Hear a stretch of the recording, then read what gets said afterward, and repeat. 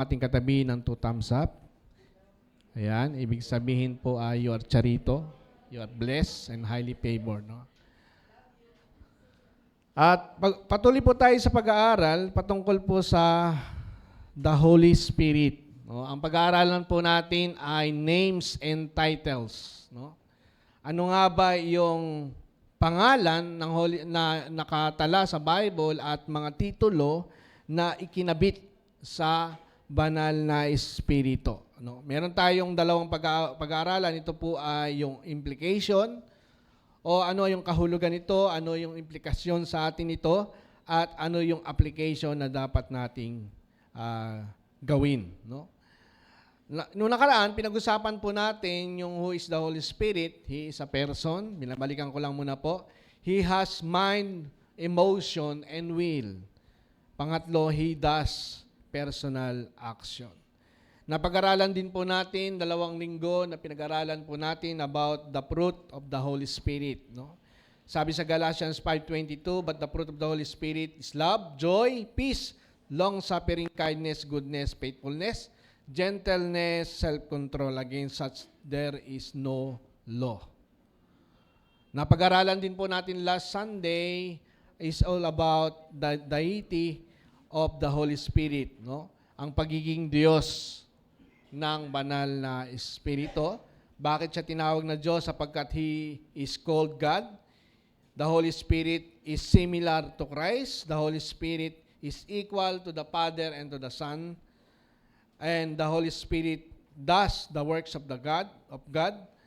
The Holy Spirit shares in the attributes of God.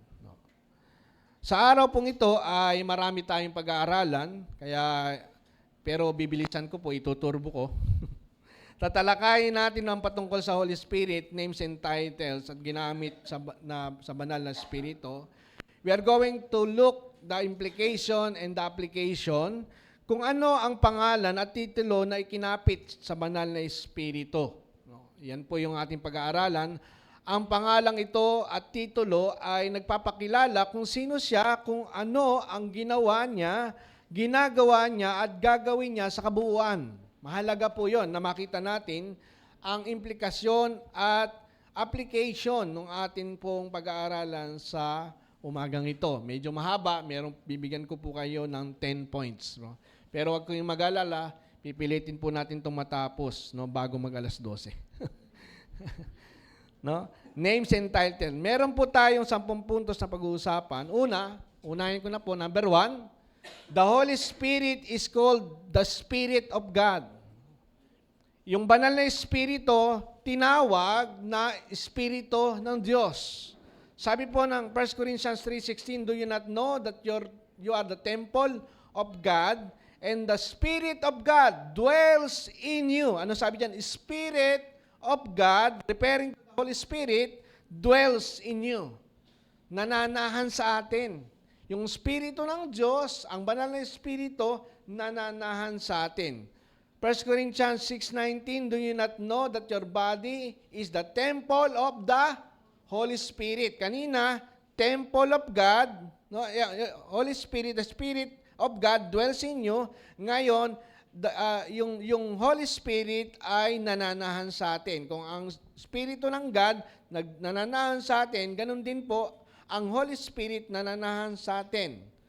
Malinaw po, you are the temple of God, you are the temple of the Holy Spirit. Malinaw po, tinawag ang banal na Espiritu na Espiritu ng Diyos. Ano ang implikasyon nito? Isipin po natin. Ano ang implikasyon nito? Ano ang kahulugan nito sa buhay natin? Ano ang epekto na alam natin na merong Espiritu ang Diyos, ang banal na Espiritu, nananahan sa atin? Ibig sabihin, saan ka man pumunta, kasama mo ang banal na Espiritu. Amen po ba? Sino sa inyo natutuwa doon? Yung meron kang kasama na makapangyarihan sa lahat. Hindi ka ba kayang iligtas nito sa anumang sakuna? Yung kahit lumindol. Kasi hindi natin maiwasan ang paglindol. Kasi ito po ay hindi gawa ng Diyos. Ito po ay nangyayari sapagkat ito'y natural na lumilindol. Kasi nga ho, pasira na ang mundo. Lumilindol. Pero, kung alam mo na implikasyon na meron kang Espiritu ng Diyos na nasa iyo, alam mo na may makapangyarihang Diyos na nasa iyo, anumang mangyari sa mundong ito, banatag ka kasi may kasama ka. Sino ang kasama mo? Ang banal na Espiritu. Pangalawa, the Holy Spirit is called the Spirit of the Lord. Luke 4:17, and the scroll of the prophet Isaiah was handed to him. Unrolling it, and he found the place where it is written. No? Nung panahon, siya po ay nasa templo, na isa po siyang sinagoga, binuksan niya, no? Yung sulat sa propeta, sulat ni propeta Isaiah, at sabi niya, the Spirit of the Lord is on me, because He has anointed me to proclaim the good news to the poor. He has sent me to proclaim freedom for the prisoner and recovery of the sight for the blind, to set oppressed free. Tingnan na. Oh? Sabi doon, sa Acts 10:38, how God anointed Jesus on the Nazareth with the Holy Spirit and power. Noong una sinabi doon, the Spirit of the Lord, no, is on me because He has anointed me. Sabi po ng Panginoong Jesucristo. Sabi po rito sa Acts 10:38, how God anointed Jesus Nazareth with the Holy Spirit and power. Ang nag-anoint sa Panginoong Jesucristo nung siya po'y nasa katawang tao ay ang banal na Espiritu. No? Ang banal na Espiritu po ang nagbigay, nag-anoint kay Jesus Christ nung siya po'y nasa nagkatawang tao.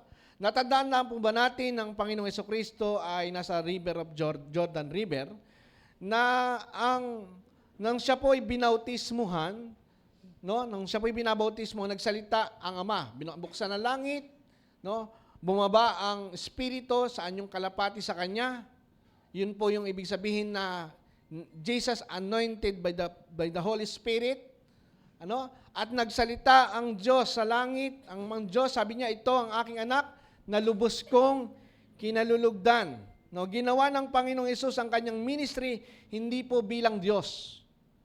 Nagkatawang tao si Jesus Christ at inanoint ng Holy Spirit, bumaba sa kanya ang banal na Espiritu, tulad natin, no, the Spirit of God dwells in us. Kasi nga tao si Jesus Christ, ginawa niyang ministry niya bilang tao. Kaya nga sabi ng Panginoon, ang ginagawa ko, higit pa rito ang magagawa ninyo. Kasi ginawa ng Panginoong Jesucristo ang ministry bilang tao. Hindi ho natin magagawa kung ginawa ni Jesus Christ ang ministry bilang Diyos. Tama? Kasi Diyos siya, hindi natin kaya yon. Pero ipinakita ng Panginoong Jesucristo na magagawa natin ang ministry na ginagawa po natin kasi nagawa niya yon bilang tao, at ito po ay dahil inanoint siya ng banal na Espiritu. Ano po ang implikasyon nito? Yung Holy Spirit na bumaba sa Panginoong Jesucristo, yun din po ang Holy Spirit na nasa atin. Yun din po ang banal na Espiritu na nasa bawat isa sa atin. Di ba masaya? Di ba hindi ho tayo nangangamba? Na kung ginawa ni Kristo po yon na bilang Diyos, hindi natin magagawa yon. Pero ginawa ng Panginoong Jesucristo ang mga bagay na ito, no, bilang tao. Kaya nagagawa rin po natin ang nagawa ng Panginoong Jesucristo, sapagkat yung anointing na ginawa sa Panginoong Jesucristo, yun din po ang tinanggap natin sa Panginoong Diyos. 2 Corinthians 1:21, now it is God who makes both us and you stand firm in Christ. He anointed us, set His seal of ownership on us, and put His Spirit in our heart as a deposit, guaranteeing that what is to come. What is to come? Ibig sabihin, lahat ng darating, may garantiya tayo na tayo po'y ligtas, tayo po'y safe. Hindi tayo dapat mangamba. Bakit? Because He anointed us. Hindi po tayo i-anoint pa lang. No? Tayo po ay inanoint na, kinasihan na. ng banal na Espiritu. Inanoint na tayo, hindi po ina-anoint pa lang. Tapos na. No? Nasa iyo na. Dahil kay Kristo, ang anointing of the Holy Spirit guaranteeing what is to come. Anumang ating ginagawa, ito'y magtatagumpay. Tandaan po natin. Anuman ang ating ginagawa, ito'y magtatagumpay dahil binigyan tayo ng kapangyarihan upang magtagumpay. We will succeed. Do you believe in that? Naniniwala po ba tayo na tayo magtatagumpay? Anumang bagay na ibinigay sa iyo ng Diyos, ito ay magtatagumpay. Anuman. Ito man ay business, magtatagumpay ang business mo. Anuman ang ikaw man ay naka-employ, no, nagtatrabaho, ikaw po ay magtatagumpay, no? Promotion galing sa Panginoon.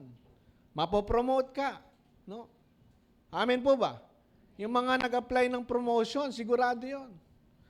No, yung 1 linggo lang ang preparation.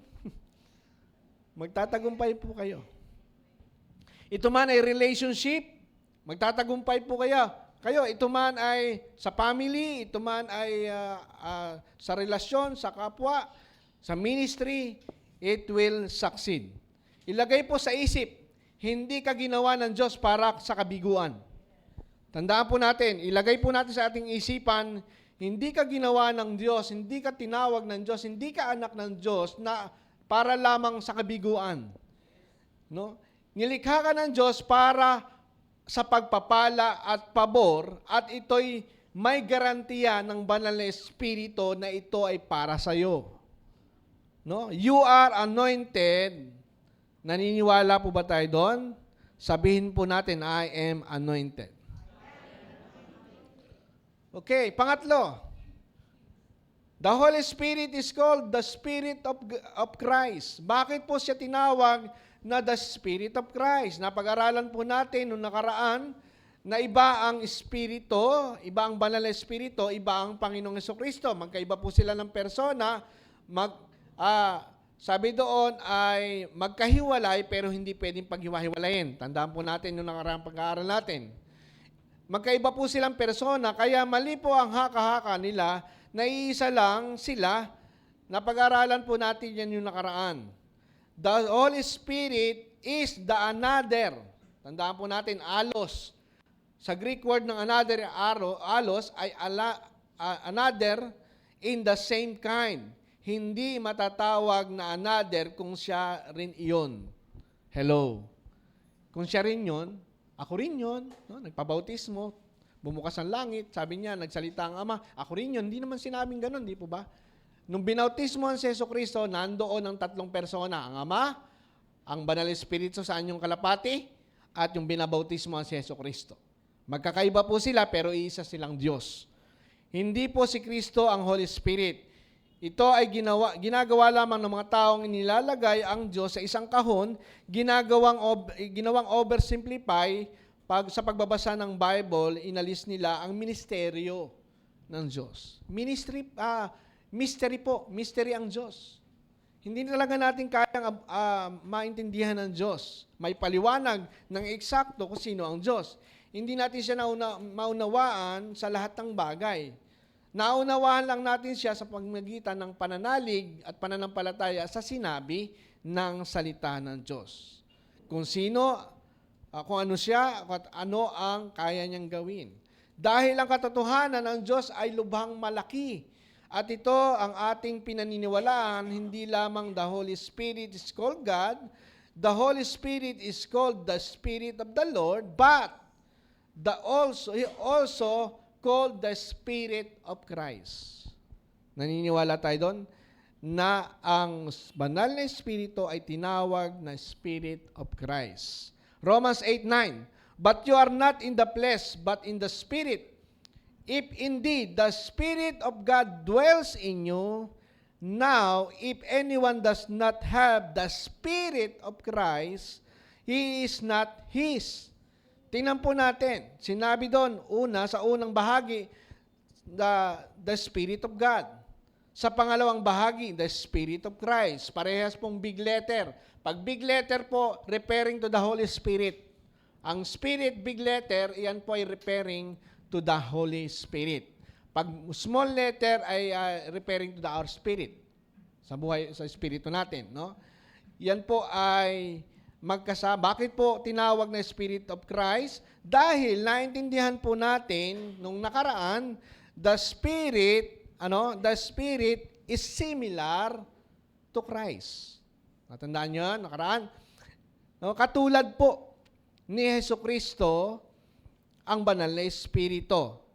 Another, no? Pag sinabing another, alos, helper, but at the same kind. Kasing uri, magkatulad, magkahiwalay, pero hindi pwedeng paghiwalayin. Kung ano si Kristo, ganun din ang Holy Spirit. Kung ano ang Holy Spirit, ganun din ang Ama. Magkakatulad po sila, pero iisa sila. Hindi pwedeng paghiwalayin, no? Mystery, no? Pag sa sarili natin pong kaisipan, maluloko tayo para intindihin ito. Pero salamat sa salita ng Diyos. Yung salita ng Diyos, pinaniniwalaan natin na iyon ay totoo. Merong isang Diyos na merong tatlong persona. Hindi po tatlo ang Diyos. Isa lang yung Diyos, pero merong tatlong persona. Pang-apat, the Holy Spirit called the Spirit of Truth. No? Isa sa pangalan na kinapit sa banal na Espiritu ay ang Spirit of Truth. Dahil walang kasinungalingan makikita sa Espiritu ng Panginoon. Walang kasinungalingan sa Diyos. Walang kasinungalingan sa langit. Kaya sinabi ng Biblia, ang sinungaling ay hindi tutungo sa impyerno. No? Baka nangamba na kayo. Kasi nakakapagsinungaling tayo. Pero salamat. Dahil binayaran na ni Kristo ang ating lahat ng ating mga kasalanan, pati yung mga pagsisinungaling natin, binayaran na ni Kristo. Hindi na niya inaalala yung ating kasalanan. No? Salamat po sa Panginoon kasi nakakapagsinungaling pa rin tayo, pero kasama yon sa binayaran ni Kristo. Kasi kung hindi yung binayaran ni Kristo, marami pong pupunta sa impyerno dahil lahat ng tao nagsisinungaling. Hello? No? Pero salamat sa Panginoon kasi tayong nananalig at na kay Kristo, binayaran na yon sa krus ng Kalbaryo ng Panginoong Jesucristo. Say amen. Walang kasinungalingan sa Espiritu. Tinatahanan ka ng Espiritu ng katotohanan, kaya walang kasinungalingan sa mga anak ng Diyos. Kasi nga po, ang banal na Espiritu ay nasa atin. Kung dati, palagi kang nagsisinungaling, nababago yan. Binabago yan ng Diyos. Kasi, meron tayong Espiritu ng Diyos sa atin na Espiritu ng katotohanan. No? John 16:13, however, when the Spirit of truth, has come, He will guide you into all truth. That iginagay tayo sa lahat ng katotohanan, for He will not speak of His own authority, but whoever He hears, He will speak, and He will tell you things to come. Tingnan po natin, He will guide us into all truth. Kung naniniwala ang implikasyon nito, alam natin, naniniwala tayo na ang banal na Espiritu ay nasa atin, Espiritu ng katotohanan ay nasa atin, tayo po'y mabubuhay sa katotohanan lamang. Naniniwala po tayo doon. Ang kasinungalingan po ay hindi sa Diyos, ito ay hindi niya magagawa at walang anyo ng kasinungalingan ang Diyos. Mababasa po natin sa Bible, ang dyablo ang sinungaling at ama ng kasinungalingan. Wala na po tayo sa poder ng dyablo. No? Inalis tayo, kinuha tayo ng Panginoon, inalis tayo sa pagkaalipin sa kasalanan at sa kapangyarihan ng kamatayan at ng dyablo, inalis tayo. Kaya nga po ang ating mga kasalanan ay pinatawad na ng Panginoon. No? Sa Espiritu ng Panginoon, walang anumang kasinungalingan. Ang banal na Espiritu ay hindi mo makikita sa komunidad na mayroong paniniwala sa kasinungalingan o maling paniniwala patungkol sa biyaya ng Diyos at sa tinapos na gawa ng Panginoon. Wala po sa isang lugar, sa isang organisasyon, kapag pinabubulaan, pinagsisinungalingan ang ginawa ni Kristo sa krus ng Kalbaryo, hindi po Holy Spirit ang gumagalaw doon. Sa isang iglesia, sa isang church, Kapag kinokontra na nila ang tinapos na gawa ng Panginoong Jesucristo, wala po sa kanila ang banal na Espiritu. Kasi magkokontra po yon. Ang banal na Espiritu ay Espiritu ng katotohanan. Pawang katotohanan lamang. Kapag ang isang grupo o iglesia ay nagsasabi ng kamalian patungkol sa ginawa ng Panginoong Jesucristo, no? Ito po ay hindi sa banal na Espiritu. No? Hindi po ito sa banal na Espiritu. Kapag ang may kasinungalingan, lalo-lalo na sa pagtuturo at pag-aral ng salita ng Diyos. Sapagkat ang banal na Espiritu ay pawang katotohanan lamang tungkol kay Kristo at sa kanyang tinapos na gawa. Anumang katuruan o doktrina na pinapasinungalingan kung sino si Kristo, anumang kanyang tinapos na gawa, hindi po ito sa banal na Espiritu. Kaya maging maingat po tayo sa simbahan na inyong pinupuntahan, maging sa pakikinig ng mga turo, maging mapanuri po tayo, magtanong po tayo kung matin po tayo. No, lagi natin sinasabi, ang church na ito ay walang ibang tinataas, kundi ang tanging pangalan lang ng Panginoon. Walang ibang pinapupurihan, kundi ang tanging pangalan ng Panginoon. At kinikilala natin ang kanyang tinapos na gawa sa krus ng Kalbaryo. Kaya kung may nagtuturo na may bahid ng kasinungalingan, ay hindi po ito sa banal na Espiritu, kasi ang Espiritu ng katotohanan nasa mga tagapagturo, nasa miyembro ng iglesia na namubuhay sa katotohanan. Ano mang katuruan na mali ay hindi po ito sa banal na Espiritu. Ang kasinungalingan ay hindi dapat sa atin sapagkat tayo'y tinatahanan ng banal na Espiritu. Tandaan po natin, hindi po bagay sa anak ng Diyos ang magsinungaling. Hello? Hindi ho bagay. No? Sanayin po natin na magsalita ng katotohanan, ang ating salita ay maging tapat, ang oo ay oo. Ang hindi ay maging hindi. No? Kung oo, oo, kung hindi, hindi. Ang kasinungalingan sa hindi, yung kasinungaling po ay hindi bagay sa atin, hindi bagay sa anak ng Diyos, tayo po ay sa totoo lang. No? Huwag tayong paasa kung wala namang aasahan. Di ba, meron pong ganon, mga paasa. Huwag kang magbigay ng false hope kung wala naman talagang pag-asa sa simula pa lamang. Sabihin mo na ang totoo, kung ayaw mo, ayaw mo, kung gusto mo, gusto mo. No? Lalo na doon sa mga nagpapaligaw. No? No? Paasa. Naubos na yung ari-arian ng tao, kabibigay sa'yo. Di ba mayroong ganon na sangkatutak ng flowers, chocolates, binibigay, tapos bandang huli, wala palang kasiguraduhan. Bandang huli, friends lang tayo, no? Sasabihin, friends na naman. Napakarami ko ng friends. Ibig sabihin, marami na palang naligawan. No? Kung ayaw, ayaw. Kung hindi, hindi. Sabihin po natin ang katotohanan, no? Colossians 3:9, do not lie to each other, since you have taken off your old self with its practices. Ito ang implikasyon. Ano ang implikasyon? Dapat madali na lang sa iyo ang hindi magsinungaling. Dahil hinumad mo na ang dati mong pagkatao. Pagsasabi ng katotohanan ay buhay ay, no? Ang pagsasabi ng katotohanan ay buhay, no? Kaya hindi ka na nagsisinungaling dahil wala na yung dati mong buhay. Ikaw ay bago na sa iyong sarili.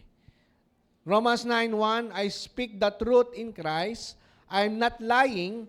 My conscience confirms in the Holy Spirit. Bakit? Ano yung Holy Spirit dito? The Spirit of truth. Why in the Holy Spirit? Because the Holy Spirit is the Spirit of truth. Kaya hindi ho siya nagsisinungaling. Sabi ni Pablo, I speak the truth in Christ. I'm not lying. Sinabi niya yon dahil sa kanyang konsensya, alam niya na hindi siya nagsisinungaling kasi meron siyang espiritu ng katotohanan. No? Kailangan po alam natin ang tinatahanan tayo ng espiritu ng katotohanan. Sino sa inyo tinatahanan ng espiritu ng katotohanan?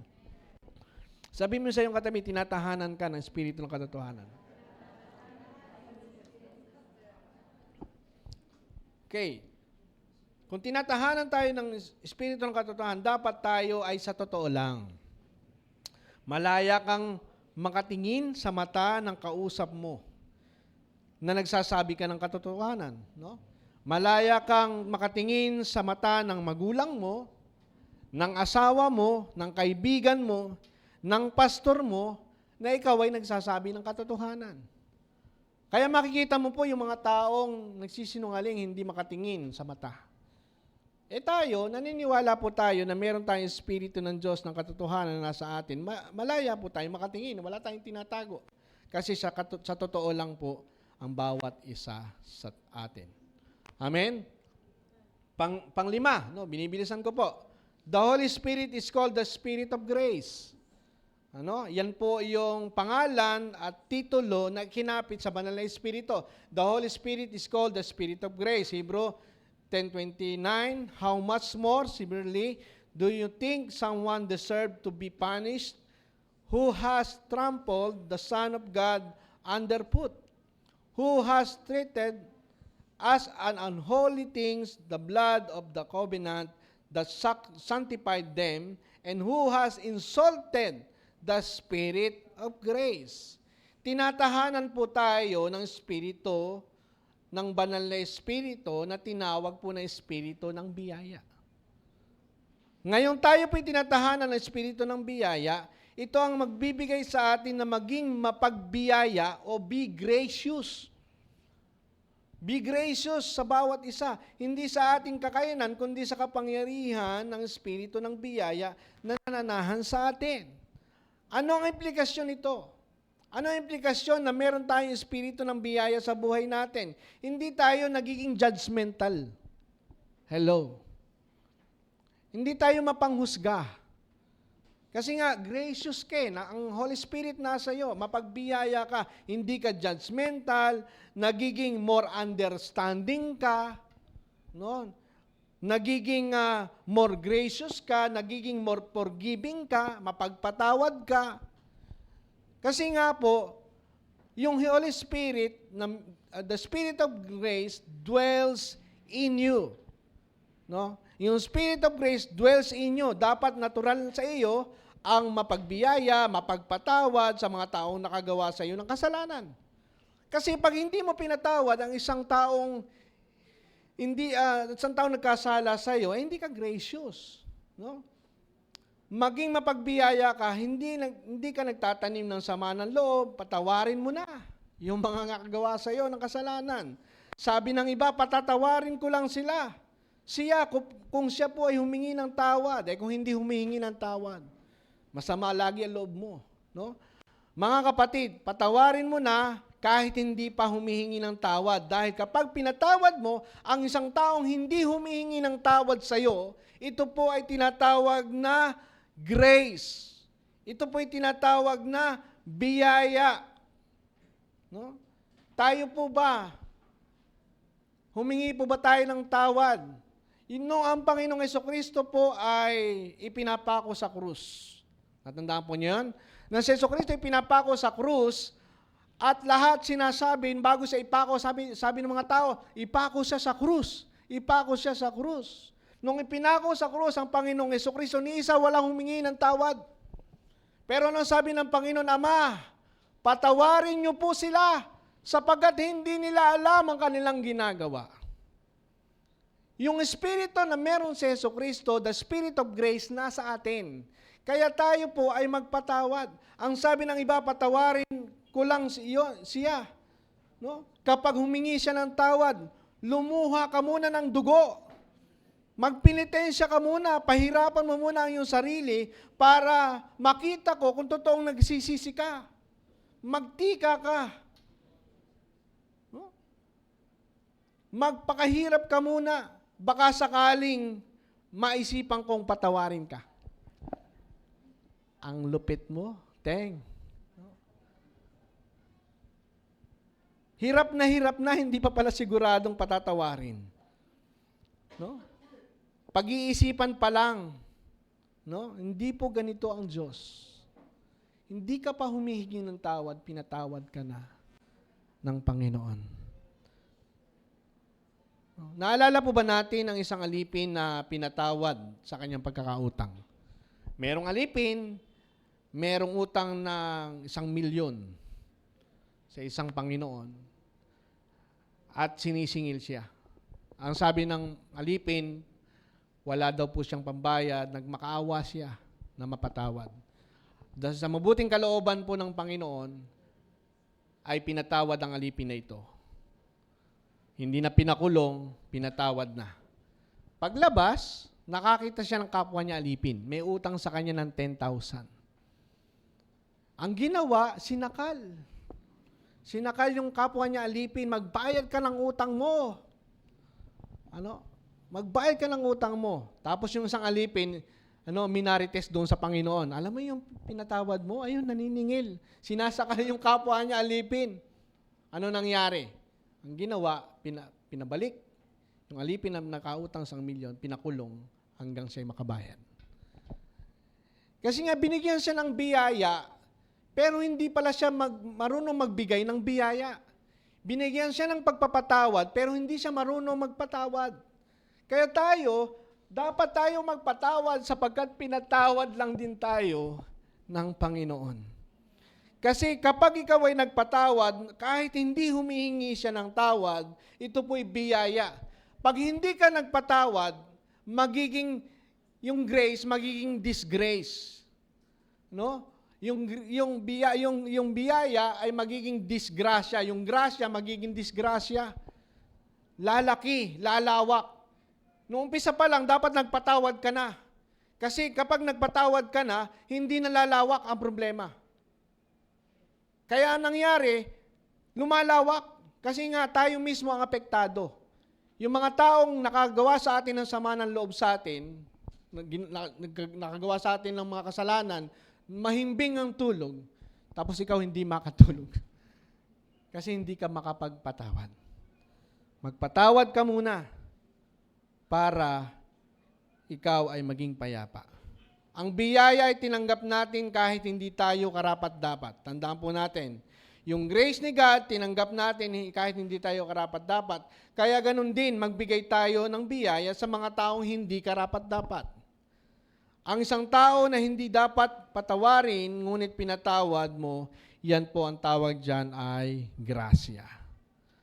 Ano ang implikasyon? Kapag nasa atin po ang Espiritu ng Diyos, Spirit of grace, nasa atin, we become more gracious. We become more forgiving, not judgmental, walang anumang condemnation. Huwag nating husgahan ng tao, hayaan nating baguhin ng Diyos ang kanyang buhay, no? Dahil napatunayan po natin na walang hindi kayang baguhin ang biyaya ng Diyos. Say amen. Pang-anim, the Holy Spirit is called the Spirit of life. Romans 8:2, for the law of the Spirit of life in Christ Jesus has made me free from the law of sin and death. Ano ang tinutukoy na law of sin and death? It is the power of sin that leads to death. Yung kapangyarihan ng kamatayan na nagdadala sa kamatayan. Kaya tinawag po na law of sin. When there is sin, there is death. Kaya kaya lang pumasok ang kamatayan dahil pumasok po yung kasalanan. Napag-aralan din po natin yan. Pero ang sabi po ng Panginoon, kapag kinain mo ang punong ito, sabi po kay Eva at Adan, sinabi po ng Panginoon doon sa dalawang tao sa hardin, kapag kinain mo ang pinagbabawal na puno na nagbibigay ng kaalaman na mabuti at masama, you will surely die. The power of sin leads to death. Ano ang implikasyon na tinatahanan tayo ng Espiritu ng buhay? Ano yung implikasyon nito? Hindi lang po tayo tumanggap ng buhay. Ang katotohanan, ang Espiritu ng buhay ay pinalaya tayo sa pagkaalipin sa kamatayan. Wala na po tayo sa ilalim ng kamatayan. Ang ibig sabihin, hindi na tayo alipin ng kasalanan. Hello. Ang tao po ay namatay, si Eva at Adan namatay, hindi po ang namatay sa kanila yung physical. Ang namatay sa kanila yung spiritual nila. Yung espiritu nila namatay.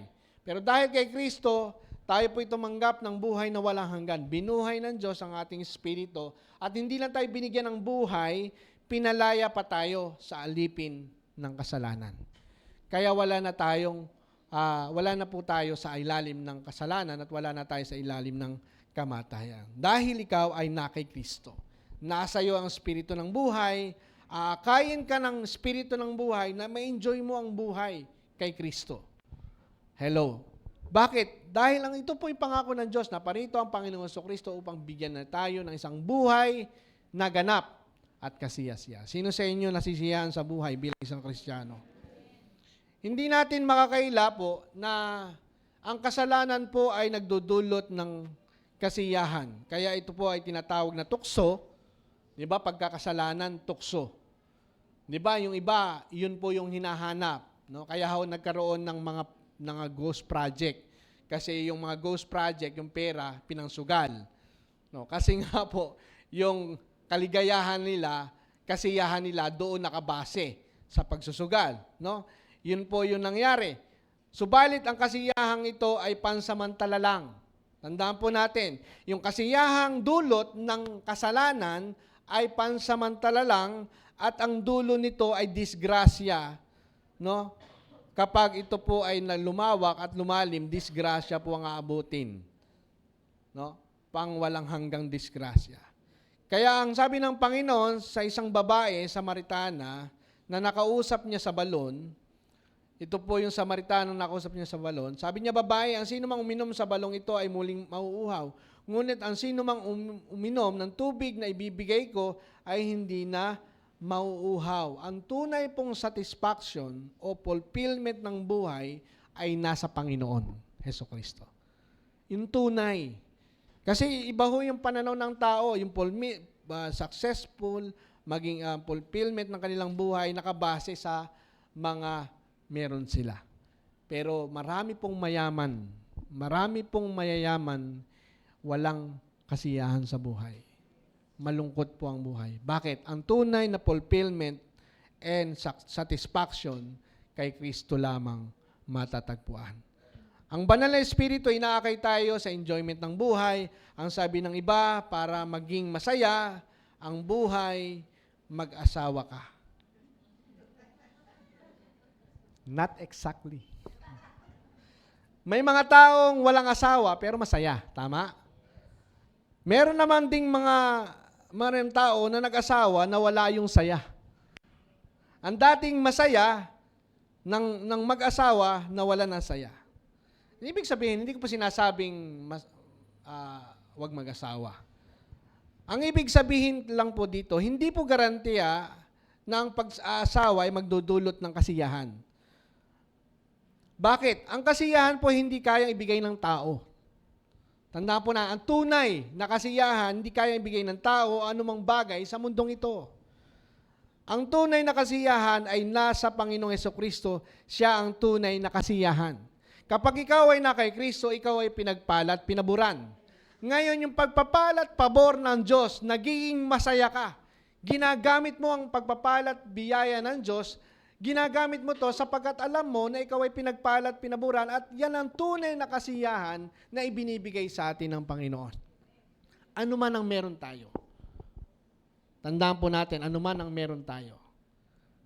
Si Kristo muna una. Para makatanggap ka ng kasiyahan sa mundong ito, kung ikaw ay may Kristo, mararanasan mo ang kagalakan. Kasi siya mismo ang magdudulot sa iyo ng kasiyahan. Ano man yung kinakain mo, masaya ka. Steak man yan, masaya ka. Tuyo man yan, masaya ka. Ibig sabihin, wala po tayong tinitingnan dahil alam po natin lahat ng pagpapala na meron tayo, ang Diyos po ang nagpapala. Kaya lagi tayo nagpapasalamat sa Diyos. Sino sa inyo lagi nagpapasalamat sa Diyos? Amen? Yung dati mong hindi nagagawa mo na ngayon. Kasi nga, ikaw ay pinagpalat, pinaburan ni Hesukristo. At masaya kang gawin ang isang bagay na hindi mo ginagawa noon na nagagawa mo na. Bakit? Kasi alam mo, lahat ng meron ka, pagpapalang buhat sa Diyos. Amen po? When begin to realize that you are in Christ and the Spirit of life dwells in you, you have life inside. Hindi ka kailangan maghanap ng buhay sa labas. Kaya yung iba, Yung iba po, naghahanap ng buhay. Minsan sa gabi pa hinahanap. Ano po tawag nila doon? Nightlife. Yun po yung ginagawa nila. Kasi nga, kala nila, yun magbibigay sa kanila ng kagalakan at kasiyahan. Pero ang katotohanan, kapag wala kang Kristo sa buhay, wala kang kabuhay-buhay. Napatunayan po sa mundo na maraming tao na magdamag sa sugalan, magdamag sa inuman, magdamag sa diskuhan, magdamag sa barkada. Ang katotohanan, hindi sila nagiging masaya kung hindi nila matagpuan ng Panginoon bilang Panginoon at sarili nilang tagapagligtas. Dahil, sabi ng Bible, si Kristo ang daan, si Kristo ang katotohanan, si Kristo ang buhay. Kaya ang kasiyahan ng buhay, kay Kristo lamang matatagpuan. Pangpito, the Holy Spirit called the Spirit of Wisdom and Revelation. Ephesians 1:17, I keep asking that God of our Lord Jesus Christ, the gracious Father, who may give you the spirit of wisdom and revelation so that you may know Him better. Ang isa sa layunin ng Espiritu ng karunungan at kapahayagan ay upang higit nating makilala, sino? Si Kristo at ang kanyang natapos na gawa. The Holy Spirit give us the wisdom of revelation to know Him, to know Christ, and His finished work more and better. Lagi nating pasalamatan ng Diyos sa pagkilos ng Banal na Espiritu sa buhay natin dahil ang lahat ng kaalaman at karunungan na meron tayo patungkol sa Diyos ay sa pamagitan lang po ng Banal na Espiritu. The Spirit give us wisdom and revelation. Hello? Kaya pag nagbabasa kayo ng Bible, sino po sa inyo nagbabasa ng Bible? Pag nagbabasa ka ng Bible, paniwalaan mo na meron kang spirit of wisdom and revelation. Lord, salamat po, Banal na Espiritu, sapagkat ikaw ang aking karunungan. Maiintindihan ko po yung binabasa ko. Naiintindihan ko po yung pinag-aaralan ko. Alam mo po? Kasi nga siya yung nagpapaunawa. No? Sa tuwing, kunyari, ikaw po ay merong kang pag-aaralan sa salita ng Diyos. Ikaw ang tagapagturo sa mga bata, kung may cell group, ikaw ang nagtuturo. Sa pag-aaral mo, kailangan mong angkinin, paniwalaan na may spirito ka ng Diyos na nagbibigay ng karunungan. Okay, pangwalo na po. The Holy Spirit called the spirit of adoption. Romans 8:15, for you did not receive the spirit of bondage again to fear, but you received the spirit of adoption. Ibig sabihin po ng spirit of adoption, spirit of sonship, may whom you cry out, Abba, Father. The Spirit Himself bear witnesses with our spirit that we are children of God. Sino po sa inyo ang children of God? Kaya po siya tinawag na spirit of sonship o spirit of adoption is the Holy Spirit assure us of our sonship being children of God. Sinisigurado ng Banal na Espiritu na tayo po yung mga anak ng Diyos. Kaya siguradong-sigurado, hindi ka nag-aalinlangan, it is the work of the Holy Spirit to give you the assurance may testify and the Holy Spirit sa iyong spirit telling you the truth that you are children of God. Ang Espiritu ng Diyos, ang nagsasabi sa iyong Espiritu, anak ka ng Diyos. Anak ka ng Diyos. Sabi mo sa iyong katabi, anak ka ng Diyos. Hindi nagbabago. Tandaan po natin, kapag anak ka ng Diyos, hindi nagbabago na ikaw ay hindi maging anak ng Diyos. Kapag anak ka ng Diyos, anak ka ng Diyos. Hindi nagbabago yon. Hindi ka mawawala sa pagiging anak ng Diyos. Magpakailan-kailan pa man. Hello? Yung iba, sabi nawawala. Kapag ikaw ay nagkaroon ng natural na anak, tandaan po natin, sino sa inyo nagkaanak? Kapag nagkaroon ka ng natural na anak, you have no choice. Di ka makakapili kung sino magiging anak mo. Paglabas ng anak mo, yun na yun.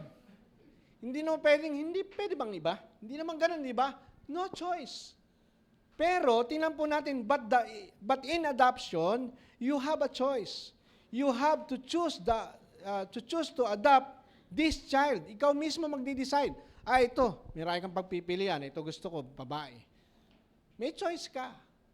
Tandaan po natin, nag-decide ang Diyos, ampunin tayo. Hello? Nag-decide ang Diyos na ampunin tayo sa kanyang pamilya, kaya hindi kanya itatakwil. Kasi ang Diyos, kapag pumili, hindi siya pabago-bago ng isip. Pag ikaw ay pinili ng Diyos, hindi na pwedeng palitan ng Diyos yon. Kasi pinili ka na ng Diyos. Hindi kanya itatakwil. Anak ka na ng Diyos, magpakailan paman. Malinaw po. Kasi, nakita na sa totoo lang, nakita na ng Diyos ang best and worst of you. And yet, He love you anyway. Alam na ng Diyos eh. Itong anak ko to eh. Pero alam ko na ito ay babagsak, magkakasala, babangon. Alam na ng Diyos yun eh. Alam na ng Diyos ang simula at ang wakas mo. Pero pinili ka pa rin ng Diyos. Bakit? Kasi siya yung pumili, hindi tayo ang pumili sa Diyos. Siya ang pumili sa atin. Kapag anak ka na ng Diyos, anak ka na ng Diyos.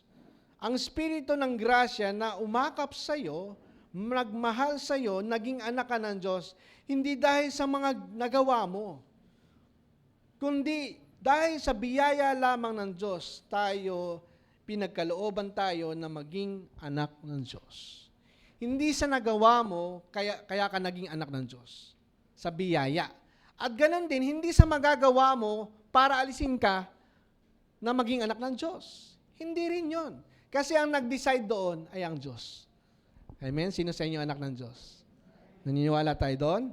Kaya masarap po na nasa Panginoon. Hindi ka mawawala sa Panginoon. 9. Malapit na, 2 na lang. The Holy Spirit called the Spirit of Holiness. Romans 1:4. No? And declares to be the Son of God in the power of according to the Spirit of Holiness by the resurrection from the dead. Ano ang implikasyon na ang Holy Spirit ay tinawag na Spirit of Holiness? Ang implikasyon po nito ay ito. Ang Holy Spirit who is holy and called the Spirit of Holiness live inside you. Siya po'y holy, banal, naninirahan sa iyo. Isipin po natin, how can the Holy Spirit and the Spirit of Holiness live inside you unless you are holy? Kasi ang Holy Spirit hindi nananahan sa isang lugar na hindi banal. Kaya ang ginawa ng Diyos, pinapaging banal tayo para matirhan tayo ng banal na Espiritu kasi hindi siya nananahan sa lugar na marumi. At yun po ang ginawa ng Diyos sa atin. Pinapaging banal tayo dahil kay Kristo, we are righteous and holy like God. Kaya ang banal na Espiritu ay nananahan sa atin. Ang aplikasyon nito ay ito, the Holy Spirit who is holy and called the Spirit of Holiness, live inside you. Isipin po natin. Hindi po ba tayo natutuwa dito? No? Paano titira sa iyo ang Espiritu ng kabanalan, ang banal na Espiritu, kung hindi ka banal? Sa makatwid, maisip mo siya ay tinawag na Espiritu ng kabanalan, tapos ang Espiritu ng kabanalan ay nananahan sa iyo. Yun po ang implikasyon po nito ay banal ka. Kung naniniwala ka na Espiritu ng kabanalan nasa iyo, isipin mo rin, maniwala ka na ikaw ay banal. Hello? Kaya ang tawag po ay saint. No? Saint Jeng. Saint Johnny. Yun po ang tawag sa atin, no? Ang problema mo lang ay hindi mo mapaniwala ang banal ka. Sapagkat kapag tumingin ka sa salamin, nagugulat ka, ito ba yung banal?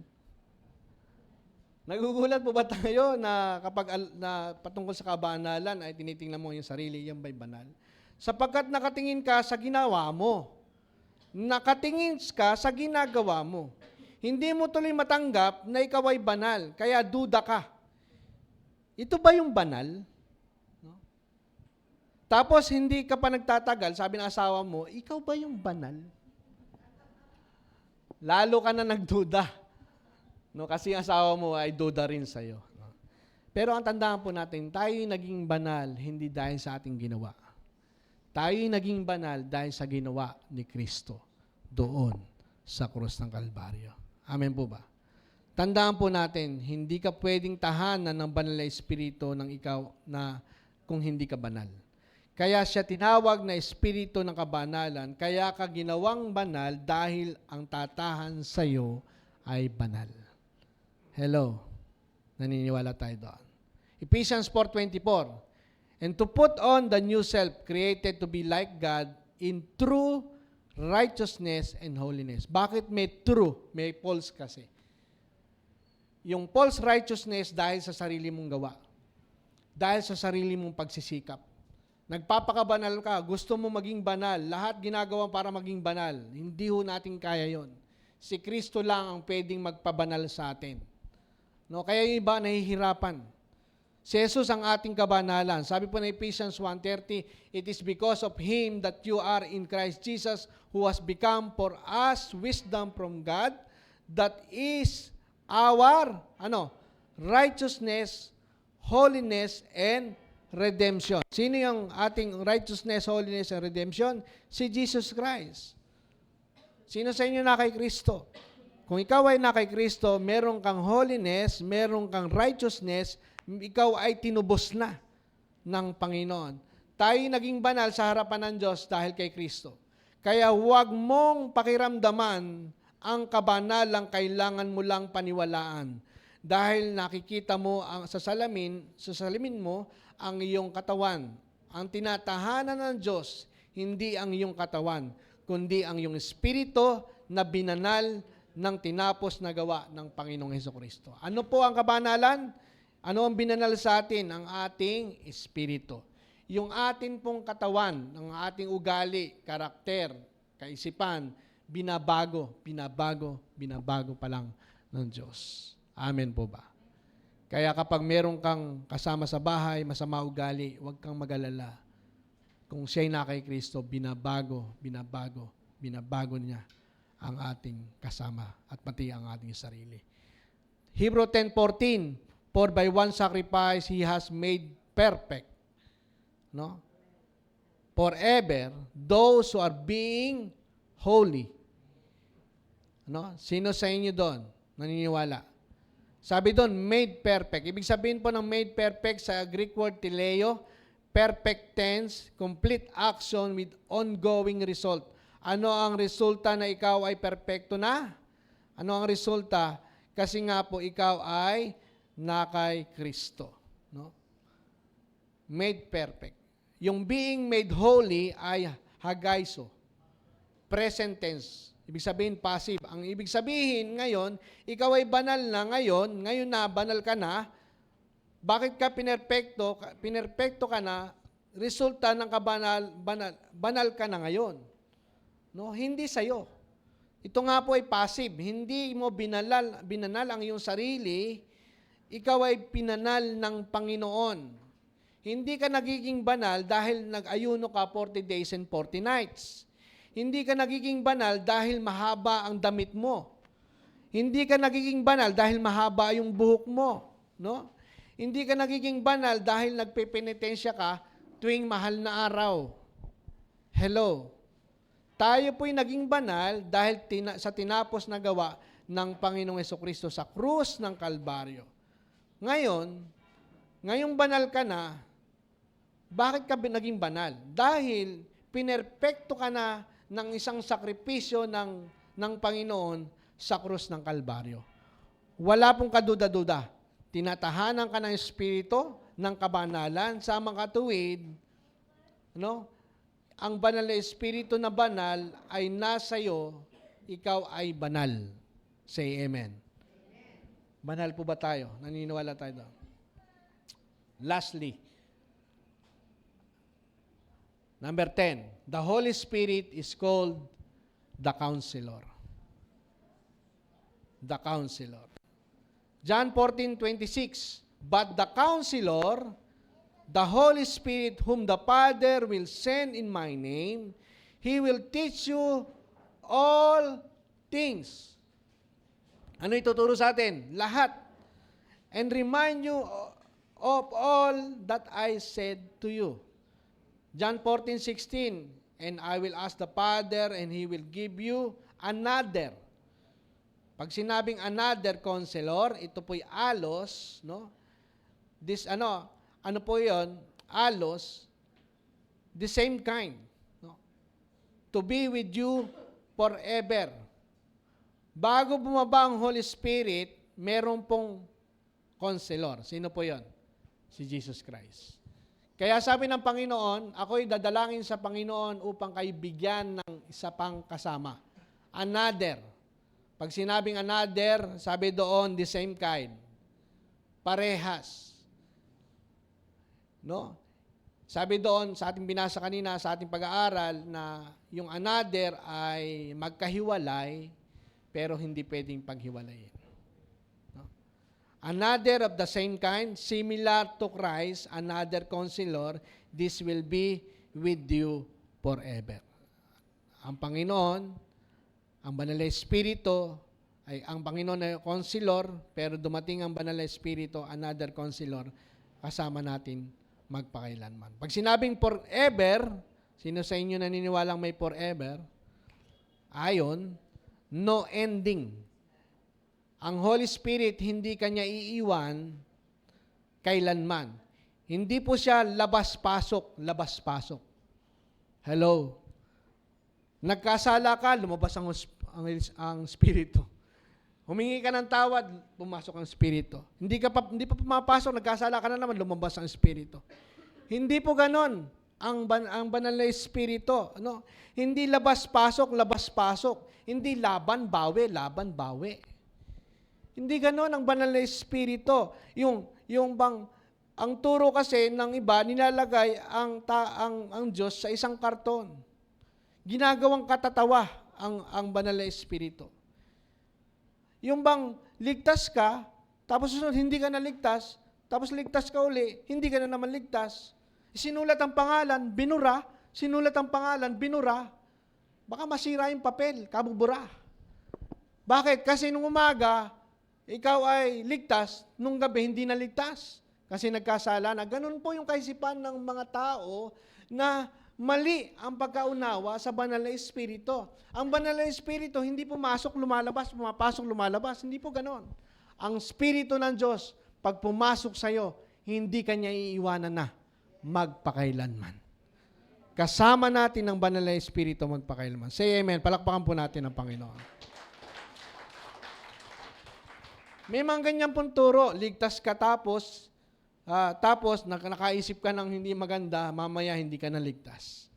May nagawa kang mali, hindi ka naligtas. No? Sasabihin ng pastor, lumapit kayo sa Diyos, magsisi kayo upang kayo maligtas. Araw-araw kayong naliligtas kasi araw-araw kayong nagsisisi. Araw-araw isinusulat ang pangalan nyo, pagdating sa gabi, binubura. Ganun ba? Ganun ba ang Holy Spirit? Ganun ba ang Diyos? Na ang Diyos parang nagkamali sa pagpapili sa iyo. Kala ko yung taong ito matino. Ganun ba ang Diyos? Hindi. Alam ng Diyos na hindi tayo matino. Kaya lang tayo naging matino dahil pinabanal tayo ng Panginoon. Pinatawad tayo sa ating mga kasalanan. Inayos niya ang buhay natin. Lahat ng ito ang Diyos ang gumawa. No, hindi po ganito ang Holy Spirit. Ang Holy Spirit, pag pumasok sa atin, tandaan po natin, hindi na siya lalabas kahit kailan. Naniniwala po ba tayo doon? Hindi na siya lalabas kahit kailan. Pag sinabi pong counselor, ang Greek word po nito ay parakletos. Help. Sabi doon parakletos. Sabi doon, helper, counselor, advocate o attorney. Pag sinabing advocate, attorney. Pag sinabing para, beside, alongside. Sino po sa inyo sumasakay ng jeep? Pag sumakay ka ng jeep, sinabi mong para. Sa gitna ka ba lalagay? Hindi ba sa gilid? Ganun po ang ibig sabihin ng para. Alongside, sa gilid. No, kaya pag pumara ka, para po, ginigilid ka. Yung kletos po ay to call, to summon. Ang ibig sabihin po, someone beside you can always summon. No? Ibig sabihin, meron kong tagapagtanggol. Mga kapatid, ang Holy Spirit ay katulad po ng abogado o attorney. Laging nasa tabi mo. Dahil ang Holy Spirit nasa atin, hindi lang po sa tabi natin, nasa atin ang Holy Spirit. May abogado tayo. Hindi ka po niya iniiwanan, kino-comfort ka niya, tinutulungan ka niya, kina-counsel ka niya. Pag di mo alam, papayuhan ka niya, aaliwin ka niya. Ikaw po ay malungkot, pasasayahin ka niya. Kung ikaw ay nangangailangan ng karunungan, i-guide ka niya because the Holy Spirit will be with you forever. Tandaan po natin, ang banal na Espiritu ay nasa atin magpakailanman. Amen po ba? Palakpakan po natin ang Panginoon. Okay? The Holy Spirit is called, balikan po natin, basahin po natin sabay-sabay. 1, 2, 3.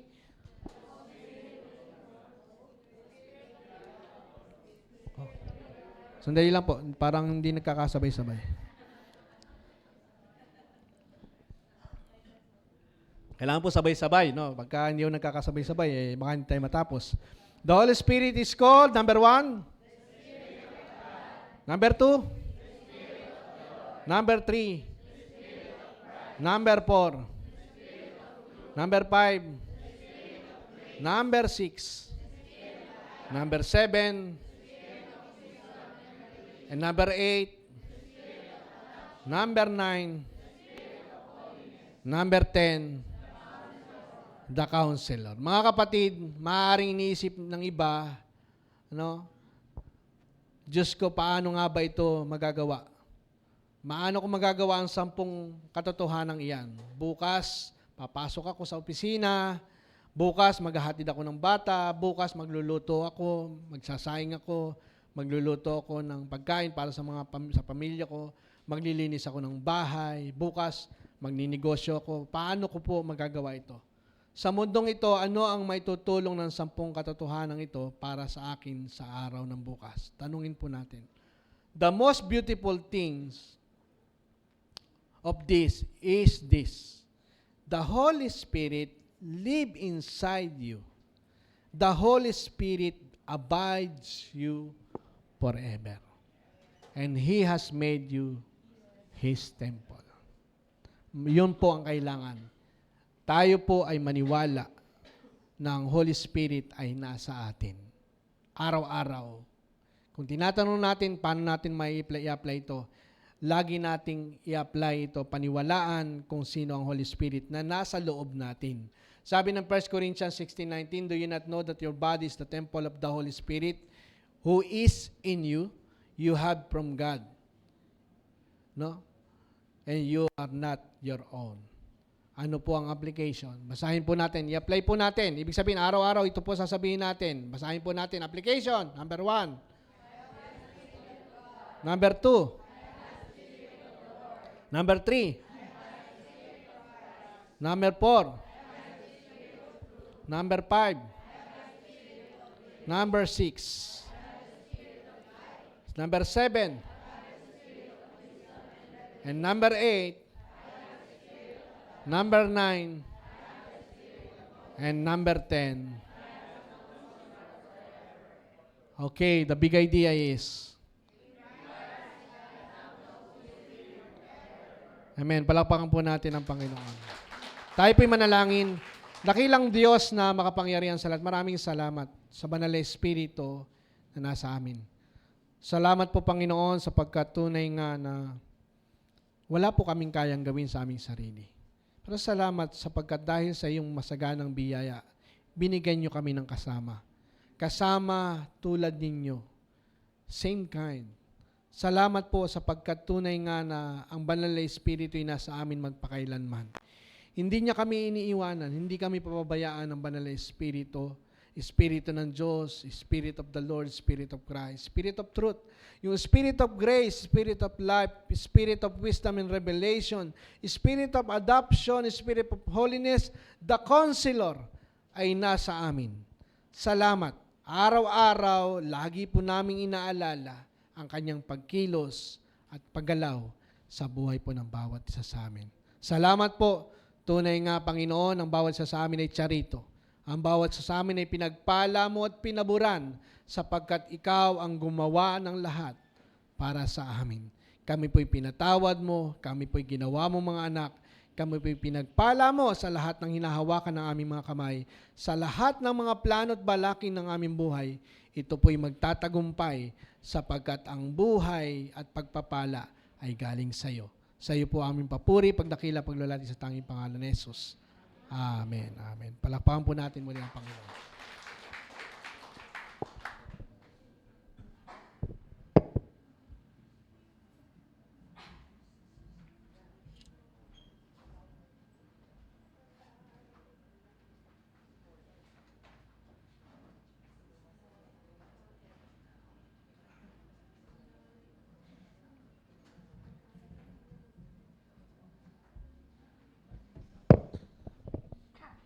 Magandang umaga po.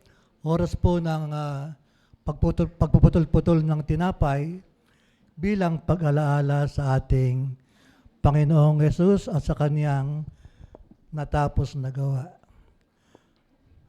Ang sabi po ng ating leksyon kanina na tayo ay templo ng Espiritu Santo, templo ng Holy Spirit. Hindi lang po Holy Spirit ang tumataan sa atin. Tumataan din sa atin ang Diyos Ama. Tumataan din sa atin ang Diyos Anak. Ang sabi sa 2 Corinthians 6:16, kayo ay templo ng Diyos na buhay. Katulad ng sinasabi ng Diyos, ako'y mananahan sa kanila, ako'y lalakad sa kanila. Ako sa kanila ay magiging ama, sila sa akin ay magiging mga anak na babae at lalaki. Ang sabi naman po sa Galatians 4:6, sinugo ng Diyos ang espiritu ng kanyang anak sa ating mga puso. Sino po ang anak ng Diyos? Si Jesucristo. Kaya po nung tanggapin natin si Kristo sa ating puso, nasa atin ang Holy Spirit, nasa atin ang Diyos Ama, nasa atin ang Diyos Anak. Paniwalaan po natin yon sapagkat yun po ang sinasabi ng salita ng Diyos. Kaya po ang sabi ng Panginoon, hindi kita iiwan, hindi kita pababayaan. Lagi natin siyang kasama. Saan man tayo magpunta, ano man ang ating ginagawa, lagi natin kasama ang Diyos Ama, ang Anak, at ang Espiritu Santo. Hawakan po natin ang tinapay. Ang Panginoong Hesus ng gabing siya ay ipagkanulo ay dumampot ng tinapay. At nang siya makapagpasalamat, ay kanyang pinagputol-putol at sinabi, ito ang aking katawan na pinagputol-putol ng dahil sa inyo. Gawin ninyo ito sa pag-alaala sa akin. Sabay-sabay po nating subuan tinapay.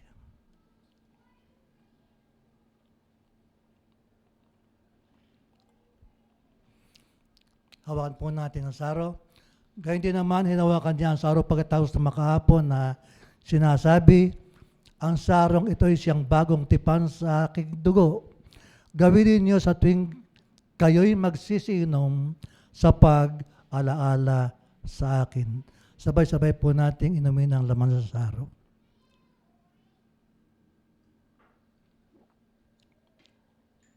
Tayo po yung manalangin. Dakilang Diyos, Ama naming banal na makapangyarihan sa lahat. Salamat po, Ama, sa natapos na gawa ng Panginoong Jesucristo doon sa krus ng Kalbaryo. Linis mo kami sa lahat ng aming mga kasalanan. Binigyan mo kami ng buhay na walang hanggan. Tinubos niya kami sa lahat ng kasamaan at ginawa niya ang kanyang sariling pag-aari. At kay Kristo, Panginoon, kami ay nagkaroon ng karapatang maging mga anak ng Diyos.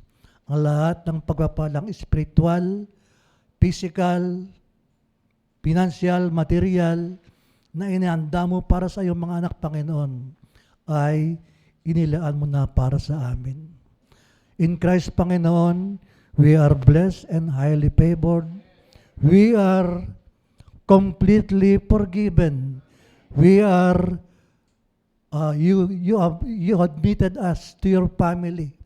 Naging miyembro kami ng sambayanan ng Diyos at kasamang tagapagmana ng aming Panginoong Jesucristo. At kay Kristo, kami ay malusog, pinagpala, masigla, at mabubukay ng mahaba. Lahat pong ito ay aming pinagpapasalamat sa pangalan po ng aming Panginoong Jesucristo. Amen.